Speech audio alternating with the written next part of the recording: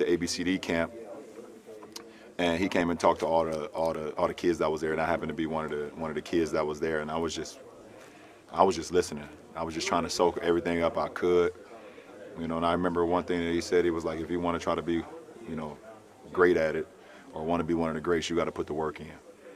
There's no substitution to work. And I was a 15-year-old kid at that camp. You can actually find the footage of him at that camp. And then 2001, I believe I was playing in New Jersey, and the All-Star game, if I'm not mistaken, and y'all could correct me, it was in Philly, right? Yeah, that Saturday, me and Maverick drove to the Intercontinental downtown Philadelphia, and he gave me a pair of his shoes, which I ended up wearing that following night. It was the red, white, and blue Kobe's. I was a 15, and he was a 14, and I wore them anyways. And I sat and just talked to him for a little bit. He gave me the shoes. I rocked them in the game.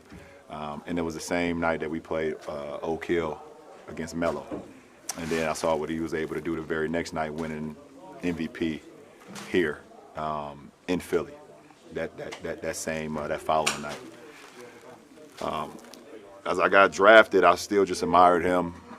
Seeing what he was able to accomplish, winning championships, having, being early in his career where, he learned from the misses that he had against the series against Utah, and he just used that as motivation and got better and better and better to him winning multiple championships, and continued to admire him throughout my high school rank. And then as competitors, just seeing the work ethic that he put into the game. He had zero flaws offensively, zero. You backed off of him, he could shoot the three. You body him up a little bit, he can go around you. He can shoot the mid-range, he can post, he can make free throws. He had zero flaws offensively. And, that's something that I admired as well, just being at a point where the defense will always be at bay, where they couldn't guard you at all offensively, where you just felt like you was just immortal offensively because of your skill set and your work ethic. We take it down to 2008 where we become the Redeem team, and it was a dream come true for me to be able to line up alongside of him. Just admired him for so many years, and seeing him from afar, and then being able to be in practices with him, and me watching and learning. So on. I mean, it's just too much. It's just too much. The story is just too much.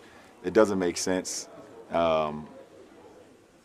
And just to make a long story short, now I'm here in the Lakers uniform in Philadelphia, where he's from, where one of the first time I ever met him, gave me his shoes, he won All-Star Week. It's surreal.